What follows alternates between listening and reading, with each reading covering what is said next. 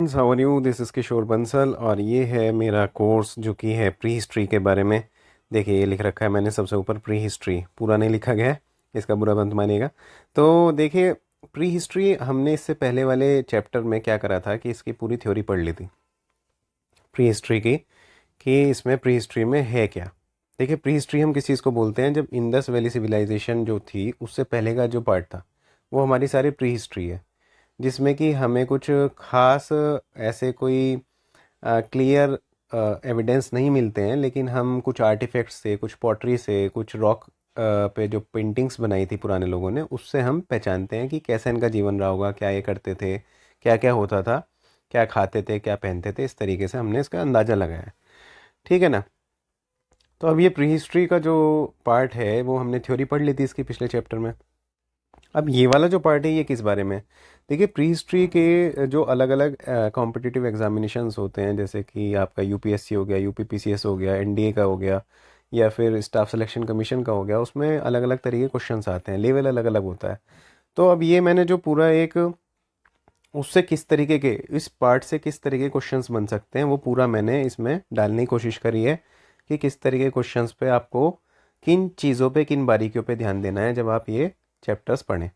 तो अब आप जब क्वेश्चन से एक बार कर लोगे ना, आप दोबारा जब एक बार अगर मान लो आपका, वैसे मैं तो यही रिकमेंड करूँगा कि एक बार क्वेश्चंस पढ़ने के बाद जब आपको पूरा क्वेश्चंस का चैप्टर मैं पढ़ा दूँ एक बार, और वो वाली वीडियो आप देख लीजिएगा, आपको इतना बढ़िया क्लियर हो जाएगा ना अपना सारा बेसिक, कि आप कभी भूलोगे ही नहीं।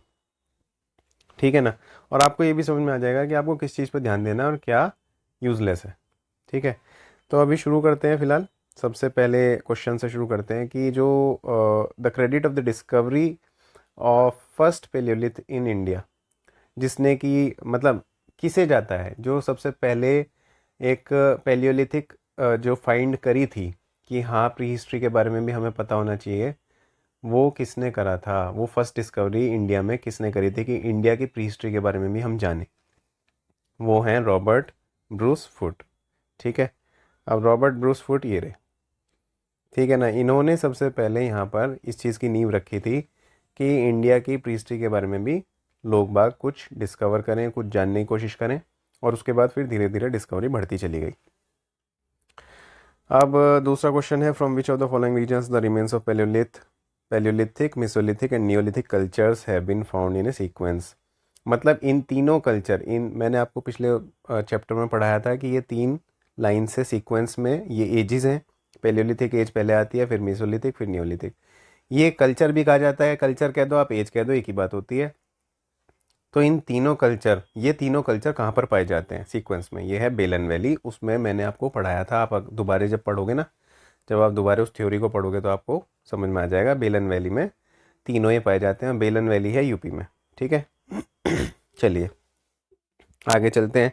इनाम गांव कहाँ पर लोकेटेड है? ये महाराष्ट्र में लोकेटेड है। इनाम गांव एक नियोलिथिक साइट है। ठीक है। चलिए आगे चलते हैं। होमो इरेक्टस, मैंने आपको इसके बारे में बताया था।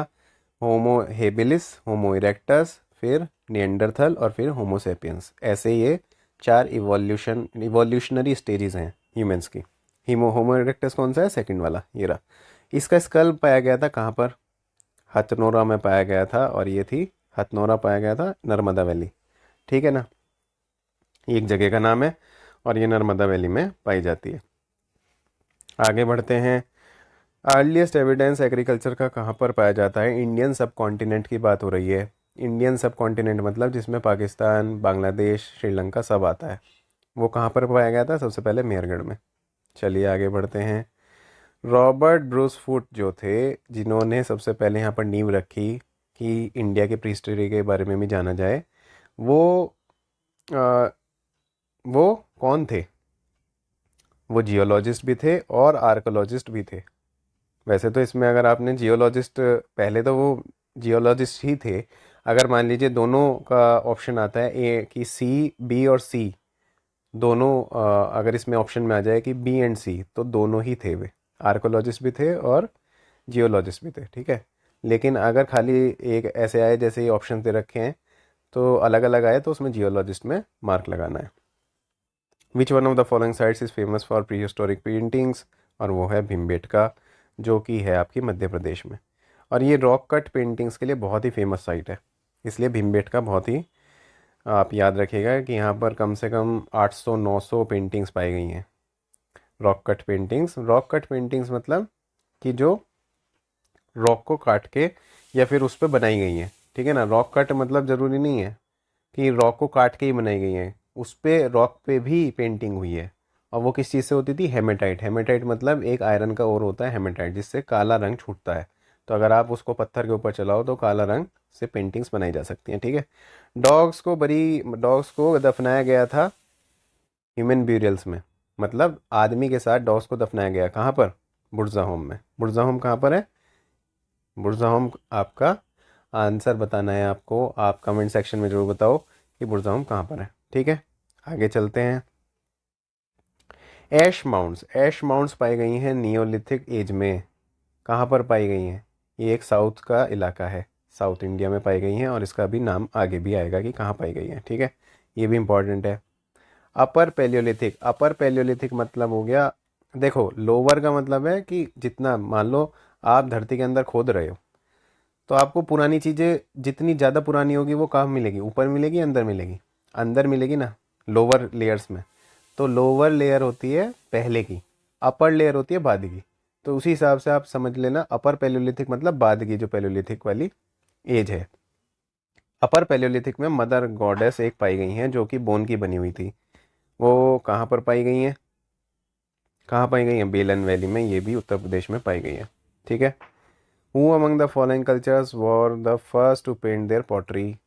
किसने सबसे पहले अपनी पॉटरी को पेंट करा? अपने जो मिट्टी के बर्तन थे पेंट करना किसने शुरू करा? कौन सी एज में शुरू हुआ? चालकोलिथिक एज में शुरू हुआ, ठीक है। चलिए आगे बढ़ते हैं। ये देखिए इसमें लिख रखा है एनडीए 2012 में आया है ये यूपीपीसीएस 2008 में आया है, ठीक है।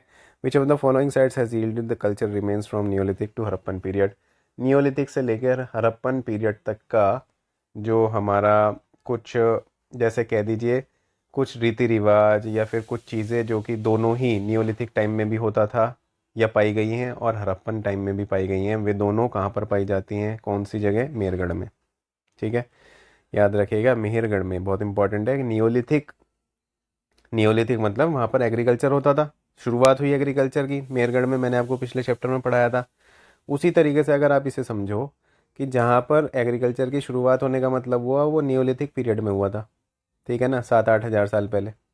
और उसके बाद फिर हड़प्पन पीरियड के भी कुछ फाइंडिंग्स वहाँ पर पाई गई हैं, जैसे कि मान लो कॉपर के कॉपर का यूज़ शुरू हो गया था हड़प्पन पीरियड में। तो अगर कॉपर भी वहाँ पर पाया गया है तो इसका मतलब ये है कि एक तो आपको एग्रीकल्चर सबसे पहले शुरू हुआ मेहरगढ़ में, और फिर आपको हड़प्पन पीरियड के भी वहाँ पे कुछ चीज़ें मिली हैं, तो मेहरगढ़ में दोनों ही चीज़ें मिली हैं। यही बात कही गई है कि दोनों कल्चर्स कहाँ पर पाए गए हैं, ठीक है। आगे चलते हैं। ये है earliest evidence of rice cultivation in Ganga valley has been found at. Rice cultivation की सबसे पहले राइस कहाँ पर उगाया गया था, वो भी गंगा वैली में पूछा गया है, तो यह है लहुरा देवा। देखिए अगर आपको एग्रीकल्चर का पूछा जाए ना कि कहाँ पर सबसे पहले हुआ था, तो अगर पूछा जाए एग्रीकल्चर का तो उसमें एक ऑप्शन हो सकता है लहुरा देवा, और मान लो दोनों है लहुरा देवा और मेहरगढ़, तो मेहरगढ़ नहीं लगाना है, लहुरा देवा लगाना है। अगर खाली मेहरगढ़ है तो मेहरगढ़ लगाना है आंसर। ये बात बहुत याद रखिएगा क्योंकि ये रीसेंट फाइंडिंग्स हैं कि लहुरा देवा में भी 7,000 से 9,000 बीसी में कुछ ऐसे अवशेष पाए गए हैं कि वहाँ पर राइस कल्टीवेशन होता था। तो ये रीसेंट फाइंडिंग है, तो इसलिए पहले मेहरगढ़ ही होता था, लेकिन अब लहुरा देवा पे आंसर लगाना है आपको, अगर लहुरा देवा ऑप्शन में है तो, ठीक है। राइस कल्टीवेशन होता था, ये भी याद रखिएगा। कभी वीट पे लगा दो, वीट कल्टीवेशन से लहुरा देवा का कोई मतलब नहीं है, राइस कल्टीवेशन होता था, ठीक है। याद रखा करो ये छोटी छोटी बातें। Which rock shelter in India bears largest number of paintings? किस रॉक शेल्टर में मिलती हैं? भीमबेटका में सबसे ज़्यादा मिलती हैं, ठीक है। भीमबेटका ये रहा। Earliest inscription on stone which was in which language? Earliest inscription मतलब अभी पढ़ेंगे हम। अशोका के टाइम में आया था ये इंस्क्रिप्शन का जो कॉन्सेप्ट था कि वो पत्थरों पर बड़े बड़े एक तरीके से मैसेज लिखवा देते थे बड़े बड़े पत्थरों पर कि राजा आपसे प्रजा से ये कहना चाहता है। तो जब सबसे पहले के जो ऐसे लेख लिखवाए गए थे पत्थरों पर वो कौन सी लैंग्वेज में थे ये पूछा गया है, तो ये प्राकृत लैंग्वेज में थे। सबसे पुरानी लैंग्वेज प्राकृत कहा जा सकती है। ठीक है, आगे बढ़ते हैं। 3 एज सिस्टम, देखिए 3 एज सिस्टम ये भी बहुत इंपॉर्टेंट है। 3 एज सिस्टम जो है ये आपका स्टोन, ब्रॉन्ज और आयरन, 3 एज सिस्टम ये किसने कहा था, किसने दिया था ये कि स्टोन, ब्रॉन्ज और iron from the collection of Copenhagen museum was coined bye, किसने ये 3 एज सिस्टम का कॉन्सेप्ट लाया था, और ये था थॉमसन। ठीक है, ये छोटे छोटे ऐसे क्वेश्चंस हैं कि ये पूछ लेते हैं कभी कभी ना, एग्जामिनर को ये जीत चढ़ जाती है कि बच्चों को पास नहीं होने दूंगा बिल्कुल भी। तो जब वो ऐसी जीत चढ़ जाती है तो वो कुछ भी पूछ सकते हैं फिर, तो ये क्वेश्चंस भी आपको पता होने चाहिए। ठीक है, चलिए आगे बढ़ते हैं। कंसिडर द फॉलोइंग स्टेटमेंट्स, अब ये काफ़ी अच्छा है, ये यूपीएससी लेवल का हो गया स्टेटमेंट वाइज वाले, ये ज़्यादातर यूपीएससी में आते हैं, जो सिविल सर्विसेज की तैयारी कर रहे हैं वो थोड़ा सा ध्यान दें, आंखें खोल लें, चपका मार लें पे आँखों पे। चलिए शुरू करते हैं। The basic technological innovation of the upper Palaeolithic period is the method of producing parallel sided blades. देखिए इसमें एक आ गया है कि अपर पैलियोलिथिक मतलब लेटर पैलियोलिथिक टाइम में, लगभग ये मान लीजिए 1 लाख साल पहले करीब, पैरेलल साइडेड ब्लेड्स बनाए जाते थे, वो भी कोर से प्रिपेयर करे जाते थे। ठीक है, पैरेलल साइडेड मतलब कि दोनों साइड उसकी पैरेलल होती थी ब्लेड की। और 1 good core of parallel sided blades once prepared, just a second. ठीक है, अब इसमें ये बता रखा है कि अ, एक सेकेंड, हाँ, 1 good core of parallel sided blades once prepared can yield many of this kind of blades with very little or no further preparation. ऐसा हो सकता है कि एक बार आपने अच्छे से एक गुड कोर बना ली तो उससे काफ़ी सारे ब्लेड्स प्रिपेयर करे जा सकते हैं। और अपर पैलियोलिथिक टूल्स जो कि पाए गए हैं राजस्थान में, गंगा और बेलन वैली में, सेंट्रल और वेस्टर्न इंडिया में, गुजरात में, आंध्र प्रदेश में, ये बात हो रही है अपर पैलियोलिथिक, क्योंकि अगर आप लोअर पैलियोलिथिक की बात कर दें यहाँ पर तो ये गलत हो जाएगा। अपर पैलियोलिथिक का मतलब है कि बाद के टाइम में नर्मदा वैली से शुरू होकर लोग बाग फैलने शुरू हो गए थे, थोड़ा कुछ नॉर्थ की साइड, कुछ साउथ की साइड, कुछ ईस्ट की साइड। तो ये बात सही कही जा सकती है, तो ये तीनों ही सही हैं। देखो आंसर इसका डी है। एक्सप्लेनेशन यहाँ पर दे रखा है, ये आपको खुद पढ़ना है, एक्सप्लेनेशन मैं नहीं समझाऊंगा क्योंकि मैंने समझा दिया है। ठीक है, अब दूसरे क्वेश्चन पर चलते हैं। The main tool types are scrapers, points. Upper Paleolithic time में इनमें से क्या क्या सही है? जो मेन टूल होते थे वो थे scrapers, points, awls, burins, borers, knives. Tools जो थे कंपोजिट टूल्स थे, है ना, इस टाइम में कंपोजिट टूल्स शुरू हो गए थे, start developing during this cultural period. और the blade tools are comparatively large, sometimes up to 8 centimetre. कौन सा सही है? तीनों ही सही है। ठीक है, इसका एक्सप्लेनेशन आप खुद पढ़ लेना। अब चलते हैं तीसरे क्वेश्चन की साइड। माइक्रोलिथ टूल्स जो हैं वो पैरेलल साइडेड ब्लेड्स हैं, जो कि ये जो मटेरियल्स हैं इनसे बनाए गए हैं, और ये ज़्यादातर 1 से 5 सेंटीमीटर के हैं, है ना। और ये कहीं ना कहीं जो पहले अपर पैलियोलिथिक मतलब लेटर पैलियोलिथिक टाइम में जो बनते थे उसी का एक शॉर्ट वर्जन है, स्मॉलर वर्जन है, ये बात कही गई है। और कुछ नए टूल्स भी मिलते हैं इस टाइम में हमें माइक्रोलिथ में, जैसे लूनेट्स, ट्रेपिसेस, ट्राइंगल्स, एरोहेड्स और दूसरी चीज़ें। तो क्या ये सही है? हाँ जी, ये तीनों सही हैं। All of the above are correct. इसका एक्सप्लेनेशन यहाँ पर है, आप खुद पढ़ लीजिएगा, पढ़े लिख के बच्चे हैं आप, कोई दिक्कत नहीं है। ठीक है, आगे चलते हैं। अब finding of artifacts from which of the following Mesolithic site shows that Mesolithic communities were in touch with Harappan civilization. अब कौन सी, ये बहुत इंपॉर्टेंट है वाला क्वेश्चन, ऐसे क्वेश्चन बहुत अच्छे लगते हैं। ऐसी कौन सी जगह से हमें इस तरीके के अवशेष मिले हैं जिससे हम ये कह सकते हैं कि भाई हड़प्पा वाले जो इंडस वैली सिविलाइजेशन वाले लोग थे वे मीसोलिथिक कम्युनिटीज़ के टच में थे। कहाँ से मिलता है हमें साक्ष्य? ये हमें दोनों से मिलता है, ए और बी। बागोर से भी हमें ऐसे साक्ष्य मिलते हैं, ठीक है, और लंगनाज से भी मिलते हैं। लंगनाज और बागोर दोनों जगह से हमें, बागोर राजस्थान में और लंगनाज जो है वो गुजरात में, ये नीचे इसमें यहाँ पर लिख रखा है, ये रहा। ठीक है, बागोर और लंगनाज दोनों जगहों से हमें ऐसे साक्ष्य मिले हैं जहाँ से हम कह सकते हैं कि Mesolithic communities were in touch with people of Harappan and other Chalcolithic cultures and traded various times with them. From Bagor, 3 copper arrowheads typical of the Harappan civilization have been found.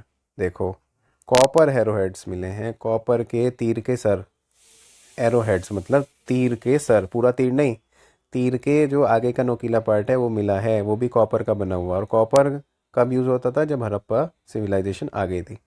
तो बागोर में जब हमें ये मिला है, और बागोर कौन सी site है जहाँ पर हमें मिसोलिथिक लोग मिलते हैं, मिसोलिथिक कल्चर के बारे में पता लगता है, तो इसका मतलब कहीं ना कहीं दोनों में कनेक्शन था। ठीक है, चलो जी।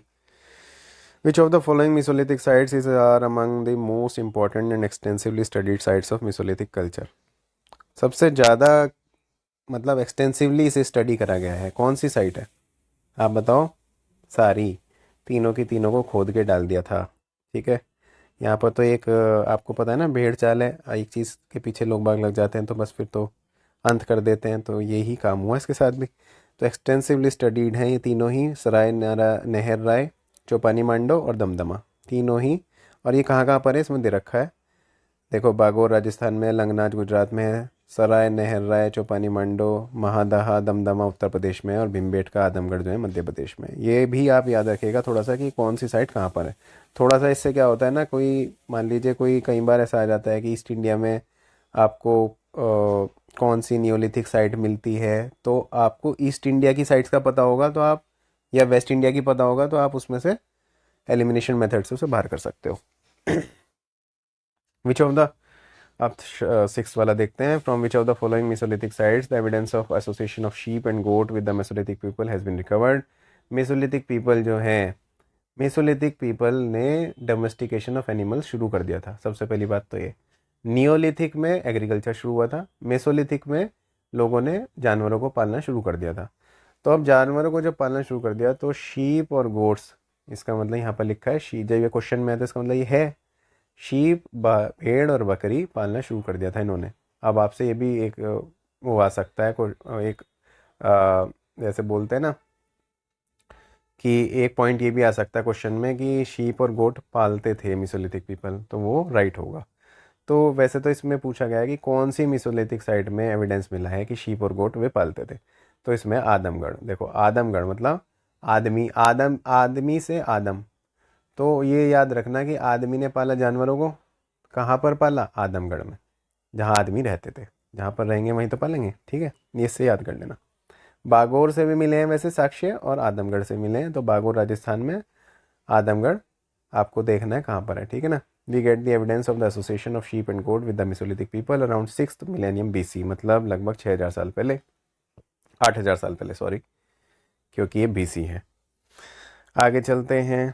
Consider the following statements regarding the prehistoric rock art. Almost all the rock shelters in India occupied by Upper Paleolithic and Mesolithic people and many others as well contain rock paintings depicting a variety of subjects, chiefly animals or scenes including both. ठीक है, ये सही है, first वाला जो है ये बिल्कुल सही है। इसमें लिखा गया है कि जितने भी रॉक शेल्टर्स हैं, चाहे तो अपर पैलियोलिथिक टाइम की बात करें या मिसोलिथिक के टाइम की बात करें, रॉक पेंटिंग्स में ज़्यादातर जो रॉक पेंटिंग बनाई गई है उसका सब्जेक्ट क्या है? वो है एनिमल्स या फिर लोगों को दर्शाते हुए कुछ सीन्स हैं। ठीक है, रॉक पेंटिंग्स जो है उसका डिस्ट्रीब्यूशन कैसा है? In Chargul of in north west में, चारगुल में पाकिस्तान में, to Odisha in the east, Orissa में भी ईस्ट में अगर बात करें, Kumaon hills in the north and to Kerala in the south. तो इस इन सब जगह रॉक पेंटिंग्स पाई गई हैं, यहाँ से लेकर वहाँ तक और वहाँ से लेकर वहाँ तक। Some of the important rock painting sites जो हैं, कुछ इंपॉर्टेंट रॉक पेंटिंग साइट्स हैं, मुरहाना पहाड़ उत्तर प्रदेश में, भीमबेटका आदमगढ़, लखा ज्वार इन मध्य प्रदेश में, और कुपागल्लू इन कर्नाटका। ये सारे ही स्टेटमेंट सही हैं। तो ये इससे हमें ये भी पता लगता है ये चीज़ें पढ़ने से कि एग्जैक्टली है क्या, और क्या एग्जामिनर क्या क्वेश्चंस बना सकता है। ये जो एक एक पॉइंट है ना, इसमें से भी क्वेश्चंस बन सकते हैं। तो आप एक बार पढ़ लोगे तो आपको एटलीस्ट मोटा मोटा अंदाजा हो जाएगा। मैं ये नहीं कह रहा हूँ कि इसे रटना है, लेकिन हाँ, ये वाला जैसे बागौर और आदमगढ़ वाला है, ये है याद करने लायक कि आप याद रखें इस बात को कि बागौर और आदमगढ़ में हमें ऐसे साक्ष्य मिले हैं जहाँ पर पता लगता है कि वहाँ पर लोग बाग भेड़ बकरियों को पालते थे। ठीक है, आगे बढ़ते हैं। Which of the following evidence of upper Palaeolithic and Mesolithic periods conclusively proves that rock paintings were made by the occupants of the cave and shelter? हमें कैसे पता लगता है कि वहाँ के जो रॉक पेंटिंग्स बनी हुई हैं वो वहाँ के रहने वालों ने ही बनाई हैं? क्या पता बाहर बाद में कोई 1000 साल बाद या 2000 साल बाद कोई आदमी वहाँ पर आया और उस वो बना के चला गया और हम सोच रहे हैं उन लोगों ने बनाई, ऐसे कैसे पता लगता है? क्योंकि हमें वहाँ पे हेमेटाइट के पीस मिले हैं, जो कि हेमेटाइट में बता रहा था आपको आयरन ओर होता है, जिसे अगर हम पत्थर पे घिसें तो काला रंग वो छोड़ेगा, ठीक है ना। तो उसके वहाँ पर साक्ष्य मिले हैं और वो कार्बन डेटिंग से हम पता कर लेते हैं कि बहुत पुराना है। तो हम इस तरीके से पता लगा लेते हैं कि हाँ, ये पेंटिंग जो बनाई गई है वो उस टाइम में रहने वाले लोगों ने ही बनाई है। अब बात करते हैं rock painting in which the hunting of rhinoceros by group of people has been depicted recovered from the sites of. अब ये बहुत इंपॉर्टेंट है। एक रॉक पेंटिंग ऐसी थी जिसमें कि एक राइनोसोरस को हंट करते हुए दिखाया गया है कुछ लोगों द्वारा। तो ये किस साइट से मिली है? अब इसका है आदमगढ़, ठीक है ना। आदमगढ़ साइट से ही ये भी पेंटिंग जो मिली है ये आदमगढ़ से ही मिली है। तो ये भी आप याद रखिएगा, बहुत इंपॉर्टेंट है। राइनोसोरस वाली पेंटिंग आदमियों ने बनाई है और आदमगढ़ से मिली है, ठीक है। ये भी इसी तरीके से याद कर लेना। अब आगे चलते हैं। ये क्वेश्चंस भी बहुत अच्छे हैं। According to the excavated evidence the domestication of animal began in, कहाँ पर पालना शुरू करा था बताइए ज़रा। मैंने बताया था आपको मिसोलिथिक पीरियड में शुरू हो गया था और ये आदमगढ़ में हो गया था। मिसोलिथिक पीरियड है, अगर आदमगढ़ होता तो आदमगढ़ इसका आंसर होता, ठीक है। ये रहा Mesolithic. In Mesolithic context evidence of animal domestication has been found at. Mesolithic context में एनिमल डोमेस्टिकेशन याद आ गया, कहाँ पर? जहाँ आदमी होंगे वहीं पालेंगे जानवर को, आदमगढ़, ठीक है। रॉबर्ट ब्रूस फूड जो थे जिन्होंने फर्स्ट पेलियोलिथिक टूल डिस्कवर करा था इंडिया में, वो कौन थे? मैंने कहा था जियोलॉजिस्ट एंड आर्कोलॉजिस्ट दोनों ही थे, इसलिए इसका आंसर डी है। 3 एज सिस्टम किसने दिया था? थॉमसन ने दिया था, याद होगा, ठीक है ना। और from which one of the following sites bone implements have been found, कहाँ से बोन इम्प्लीमेंट्स मिले हैं? इसका आंसर 2 मिनट मुझे भी देखना पड़ेगा, 1 सेकेंड रुकिए। इसका आंसर मैंने वैसे नीचे दे रखे हैं सबके। ये कौन सा क्वेश्चन है? फिफ्थ क्वेश्चन है। फिफ्थ क्वेश्चन का आंसर है, देखिए रहा, सी। सी वाला है, ये है आपका महादाह से। महादाह, ठीक है, महादाह में बोन इम्प्लीमेंट्स मिले हैं। Bone ornaments in Mesolithic context in India have been obtained from, अब ये दोबारा से हो गया, इन्होंने थोड़ा सा घुमा दिया इस क्वेश्चन को। देखो मेसोलिथिक कॉन्टेक्स्ट, मेसोलिथिक टाइम का बोन ऑर्नामेंट्स मिले हैं, कहाँ पर मिले हैं? महादा, इसका आंसर भी बी है, महादा। ये रहा, सॉरी, महादा नीचे वाला। 3 ह्यूमन स्केलेटन्स, एक सिंगल कब्र में 3 ह्यूमन स्केलेटन्स पाए गए हैं, कहाँ से मिला है? आई थिंक सो कि दमदमा है इसका आंसर। 7 का देख लेते हैं। 7 का बी है, बिल्कुल दमदमा है। दमदमा मतलब दम घुट के मर गए होंगे वे तो तीनों ही, तो इसलिए दमदमा, इससे याद रखना आप, ठीक है। Cultivation of cereals first started in, cereals का कल्टीवेशन कब स्टार्टेड हुआ है? देखो एग्रीकल्चर कब स्टार्ट हुआ? नियोलिथिक टाइम में। और पालना कब स्टार्ट हुआ जानवरों को पालना? मिसोलिथिक टाइम में। तो मिसोलिथिक पहले आता है, मिसोलिथिक मतलब जानवरों को पालना पहले स्टार्ट कर दिया और एग्रीकल्चर बाद में। तो नियोलिथिक एज में ये हुआ है, ये है इसका आंसर, फर्स्ट नियोलिथिक एज। आगे चलते हैं। अर्लीस्ट एविडेंस ऑफ जो man in India is found in, earliest evidence of man मतलब इंडिया में सबसे पहले आदमी कहाँ पर थे? तो ये थे नर्मदा वैली। मैंने बताया था आपको, नर्मदा वैली से नॉर्थ में, साउथ में, ईस्ट में जाना शुरू करे थे धीरे धीरे। तो लोअर पैलियोलिथिक मतलब जो पुरानी वाली पैलियोलिथिक एज है उसमें नर्मदा के आसपास ही ये थे, इसलिए भीमबेटका में, जो कि नर्मदा वैली के पास ही है बिल्कुल, भीमबेटका में हमें सबसे ज़्यादा ये रॉक कट पेंटिंग्स मिलती हैं और रॉक शेल्टर्स मिलते हैं, ठीक है। फर्स्ट सीरियल जो यूज़ करा गया है इंसान द्वारा वो है बार्ले, और अगर हम सेकंड की बात करें तो वो है वीट, ठीक है ना। राइस बाद में आया। तो wheat and barley and wheat मतलब शुरू के सीरियल्स हैं जो कि यूज़ करे गए इंसान द्वारा। इंडिया की बात हो रही है, इंडियन कॉन्टेक्स्ट की बात हो रही है। आगे बढ़ते हैं। Earliest evidence of agriculture Indian subcontinent comes from, earliest evidence कहाँ से आता है? हैं, कहाँ से आता है बताओ, आप बताइए। नियोलिथिक साइट, नियोलिथिक एज से आता है, और नियोलिथिक एज में कौन सी साइट है? मेरगढ़। अगर सॉरी लहुरा देवा, सॉरी लहुरा देवा है ये, मैं इसे करेक्ट कर देता हूँ, इट्स लहुरा देवा, क्योंकि लहुरा देवा इसमें आया हुआ है, इसमें ऑप्शन है। अगर लहुरा देवा ना होता तो फिर मेरगढ़ आता इसका आंसर, ठीक है।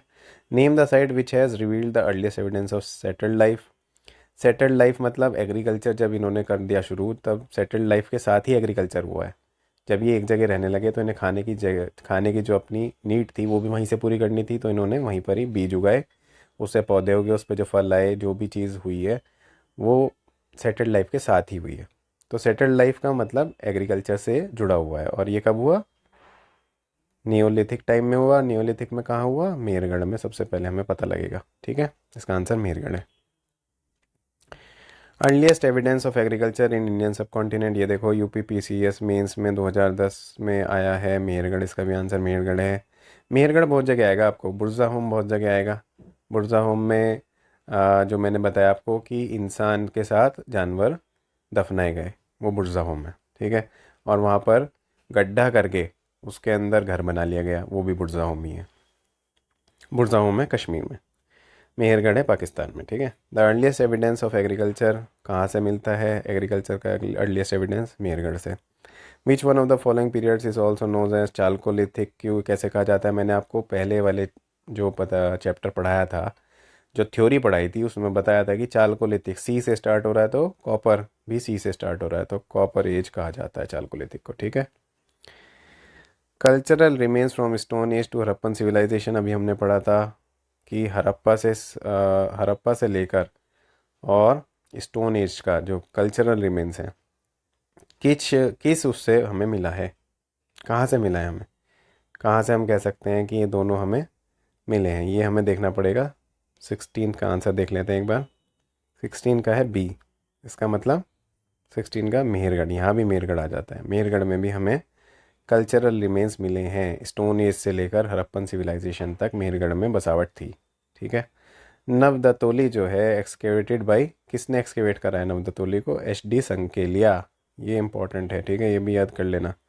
नवदतोली एक साइट है और नवदतोली है ये मध्य प्रदेश में आती है। ठीक है ना, और ये एक्सकेवेट करी गई थी HD संकलिया द्वारा। और ये कौन सी उसमें आती है? आ गया सेकंड ही आंसर ये वाला कि नवदतोली कहाँ पर लोकेटेड है, और ये है मध्य प्रदेश में। देखो इसका आंसर देख लेते हैं। 18 का डी है, मध्य प्रदेश में लोकेटेड है। ठीक है, मेगालिथ्स जो कि आइडेंटिफाई किस चीज़ से आइडेंटिफाई करा जा सकता है? मैंने पिछले चैप्टर में आपको पढ़ाया था, ब्यूरियल साइट्स, जहाँ पर ग्रेव्स होती थी, जहाँ पर लोगों को दफनाया गया था, उसके ऊपर बड़े बड़े पत्थर रख देते थे। और वो बड़े पत्थर मतलब मेगा मतलब बड़ा, और लिथ मतलब पत्थर, बड़ा पत्थर रख दिया तो वो एक मेगालिथ हो जाता था। तो ब्यूरियल साइट से ये इससे हम इसे कनेक्ट कर सकते हैं। ऐश माउंट किस चीज़ से एसोसिएटेड है? नियोलिथिक साइट है ना। कौन सी ऐश माउंट मतलब कौन सी नियोलिथिक साइट पर मिलती है हमें? अब हम इसकी बात करेंगे। ये साउथ इंडिया की बात करी थी पहले हमने, आपको याद हो तो। अब इसमें साउथ इंडिया में कौन सी जगह है? ये है संगना कल्लू। ठीक है, भीमबेटका किस लिए फेमस है? रॉक पेंटिंग्स के लिए फेमस है।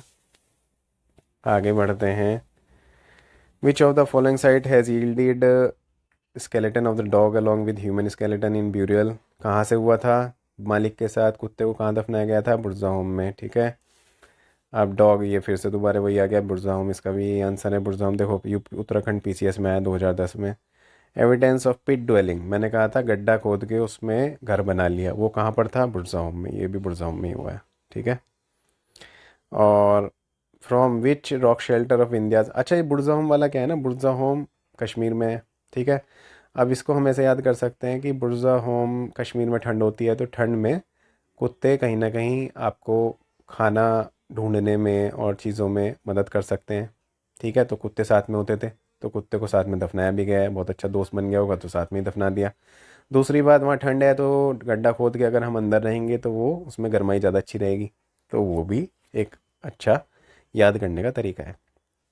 From which rock shelter of India's a maximum number of human skeletons have been found, कहाँ पर विंध्याज में किस मतलब विंध्यास के किस रॉक शेल्टर से सबसे ज़्यादा ह्यूमन स्केलेटन्स पाए गए हैं? और वो है मेरे हिसाब से लेखैया है। एक बार देख लेते हैं 30 का क्या है, सॉरी एक सेकेंड, 30 का देख लेते हैं आंसर। 30 का डी है, बिल्कुल लेखैया है। ठीक है, तो विंध्यास में लेखैया जो है वहाँ से सबसे ज़्यादा ह्यूमन स्केलेटन्स मिले हैं हमें। Which of these departments ministries जो हैं आर्कोलॉजिकल सर्वे ऑफ इंडिया से डील करती है? और वो है कल्चरल मिनिस्ट्री, क्योंकि कल्चर के अंडर में ही आता है। ठीक है, 31 का देख लेते हैं। A culture ministry. Which is the national human museum situated, कहाँ पर नेशनल ह्यूमन म्यूजियम सिचुएटेड है, ये है भोपाल। इसका है 32 का सी आंसर, ठीक है, भोपाल में लोकेटेड है। आगे बढ़ते हैं। Which among the following sites provides evidence of domestication of animals, ये वही आ गया, मेसोलिथिक पीरियड में एनिमल्स को पालना शुरू कर दिया था, भेड़ बकरी को, ठीक है ना। और कहाँ से मिलता है हमें ये साक्ष्य, कहाँ से मिलता है, बागौर से मिलता है। बागौर और आदमगढ़, याद है ना, बागौर राजस्थान, आदमगढ़, आदमगढ़ कहाँ पर, बताओ जल्दी, कमेंट सेक्शन में बताओ जल्दी कहाँ पर था आदमगढ़। मेसोलिथिक कॉन्टेक्स्ट में evidence of animal domestication has been founded, कहाँ से मिला है हमें, आदमगढ़ से। देखो यहाँ पर आदमगढ़ आ गया, ठीक है ना, दूसरे में ही आ गया। मेसोलिथिक कॉन्टेक्स्ट में यहाँ से भी मिला है हमें, बागौर से भी मिला है और आदमगढ़ से भी मिला है।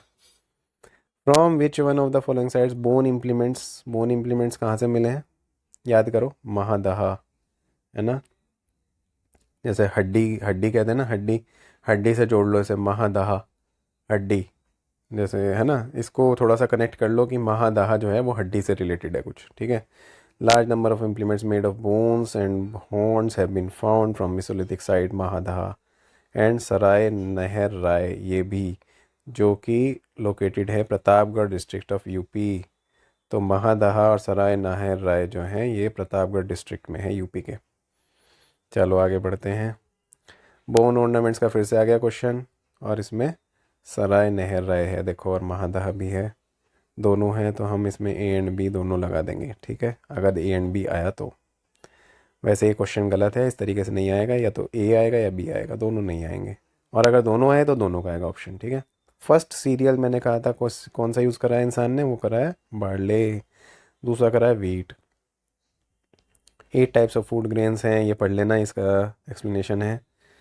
कल्चरल हेरिटेज की बात करें उत्तर प्रदेश के, तो which of the following statements are correct. Oldest evidence जो एग्रीकल्चर का इस अ ग्लोबल कॉन्टेक्स्ट में अगर हम बात करें, वो has been obtained from many excavated sites in this region. यहाँ पर अगर हम ग्लोबल कॉन्टेक्स्ट में बात करें तो ओल्डेस्ट एविडेंस ऑफ एग्रीकल्चर मिलता है उत्तर प्रदेश से, ठीक है ना। और oldest active cultivated food grains are barley and paddy, हो गया गलत, बार्ले और वीट है, पैडी नहीं है, मैं आपको बार बार बता रहा हूँ, फर्स्ट सही है और सेकंड गलत है, तो हम कौन सा करेंगे, फर्स्ट, ये वाला आंसर हो जाएगा। लाहुरा देवा से हमें, संत कबीर नगर डिस्ट्रिक्ट में है लाहुरा देवा, वहाँ से हमें ओल्डेस्ट एविडेंस मिलता है एग्रीकल्चर का। और फूड ग्रेन्स जो हमारे शुरुआती हैं वो हैं बार्ले और वीट, ना कि पैडी। आगे बढ़ते हैं। कल्चरल रिमेन्स जो हैं stone age to Harappan civilization, वो कहाँ से ऑब्टेन करे गए हैं, मेहरगढ़ से, याद होगा। जब हम बात करते हैं स्टोन एज से हड़प्पन सिविलाइजेशन का जो कंटिन्यूअस हमें वहाँ पे उसका वो मिलता है कंटिन्यूएशन, कि स्टोन एज के लोग भी रहा करते थे, उसके बाद फिर हड़प्पन सिविलाइजेशन भी शुरू हो गई, तो ये मेहरगढ़ से है। मंडी जो एक हड़प्पन सिविलाइजेशन साइट है वो कहाँ पर है लोकेटेड, ये उत्तर प्रदेश में लोकेटेड है, मुजफ्फरनगर के पास है, ठीक है ना। और यहाँ पर एक ज्वेलरी का बहुत, मतलब काफ़ी सारे हीरे जवाहरात और कह सकते हैं मिले थे, कुछ बर्तन मिले थे सोने के, वो ढूंढे गए थे डीवी शर्मा द्वारा 1999-2000 में। अब ये आहार सिविलाइजेशन के बारे में कुछ बातें कही गई हैं। नेटिव्स ऑफ आहार न्यू कॉपर स्मेल्टिंग ने पता था, राइस उन्हें नहीं पता था, मेटल वर्क उनको पता था, और ये थी इकोनॉमी उनकी, ठीक है ना। और ब्लैक रेड कलर्ड पोट्री यहाँ पर मिली है, और जिस पर जियोमेट्रिकल डिज़ाइंस बनाए जाते थे। तो इसमें से सिर्फ एक गलत है, वो है राइस उन्हें पता था, rice was known to them, unknown नहीं था, नोन था, ठीक है ना। तो इसलिए इसका आंसर हो गया ए सी डी करेक्ट है, और ये हो गया ए। आहार सिविलाइजेशन के बारे में पढ़ लेना, ये सिविलाइजेशन भी इंपॉर्टेंट है, ठीक है ना। मैंने आपको पिछले में पढ़ाया था कथाया, आहार, ये कुछ ऐसी सिविलाइजेशन, कुछ कल्चर्स हैं जो कि इंपॉर्टेंट है। आगे बढ़ते हैं। Which of the following Indian archaeologists जो हैं, सबसे पहले भीमबेटका केव्स पे उन्होंने विज़िट करी, और उन्होंने ये बताया कि हाँ इसकी एक प्री हिस्टोरिक सिग्निफिकेंस है। कौन थे, वी एस वकांकर, ठीक है ना।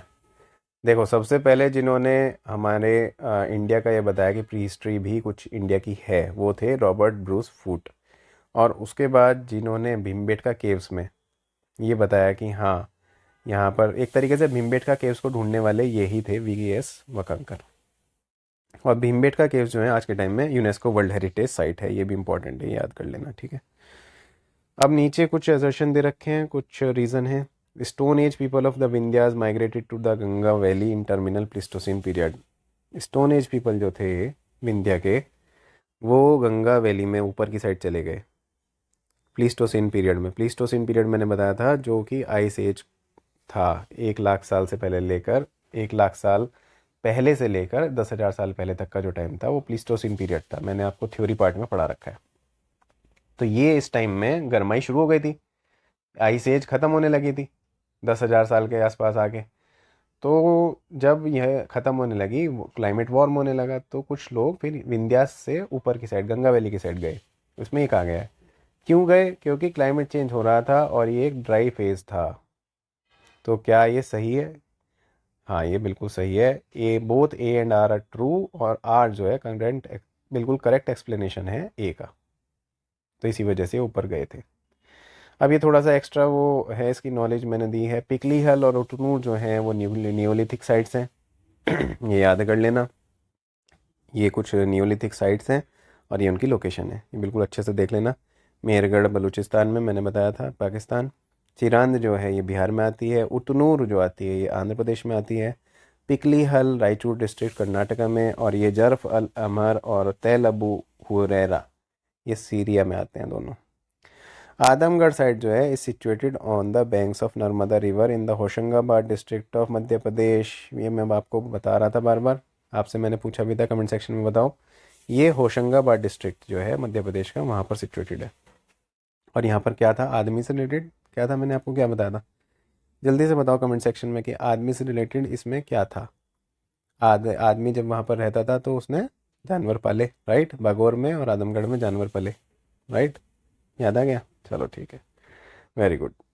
अब फ्रेंड्स, आई थिंक सो कि आपको शायद ये अच्छा लगा हो, और अगर अच्छा लगा है तो प्लीज़ कमेंट, शेयर, सब्सक्राइब, जो भी आप चाहे वो कर सकते हैं। कुछ पूछना चाहे तो पूछ सकते हैं। अगर आपको इसकी पीडीएफ चाहिए तो पीडीएफ भी ले सकते हैं, मुझे कमेंट कर दीजिएगा, मैं आपको पर्सनली पीडीएफ कर दूंगा, आपको सेंड कर दूंगा, ठीक है? और अभी के लिए इतना ही काफ़ी है। Thank you very much, have a good day, bye bye. कोई भी डाउट है तो आप मेरे से पूछ सकते हैं, ठीक है? ठीक है, ओके देन, बाय।